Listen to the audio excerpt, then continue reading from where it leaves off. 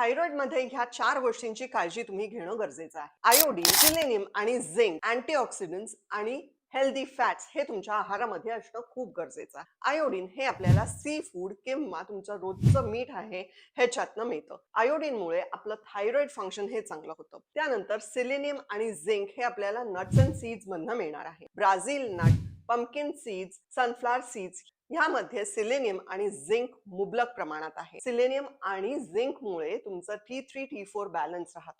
त्यानंतर अँटीऑक्सिडंट्स हे आपल्याला फ्रुट्स मधून आणि व्हेजिटेबल्स मधून मिळणार आहेत. कच्च्या भाज्या आणि सॅलड्स हे तुमच्या आहारामध्ये असणं गरजेचं आहे. ह्यामुळे गट हेल्थ चांगली राहणार आहे आणि गट हेल्थ चांगली राहिली की हार्मोनल ऍब्सॉर्प्शन आणि प्रोडक्शन हे चांगलं होतं. त्यानंतर हेल्दी फॅट्स साठी तूप आपल्या आहारामध्ये असणं खूप गरजेचं आहे. तुपामुळे हार्मोनल प्रोडक्शन हे उत्तम राहायला मदत होते. अवॉइड काय करायचंय त्याआधी मला फॉलो करायला विसरू नका आणि खाली दिलेल्या नंबरवरती नक्की कॉल करा, म्हणजे थायरॉइड रिव्हर्सलचे प्रोग्राम्स मी तुम्हाला डीएम करीन. अवॉइड आपल्याला सोया प्रॉडक्ट, टोफू हे अवॉइड करायचं आहे आणि गॉइट्रोजेनिक फूड्स म्हणजे कोबी, फ्लॉवर आणि ब्रोकोली आपल्याला अवॉइड करायचं.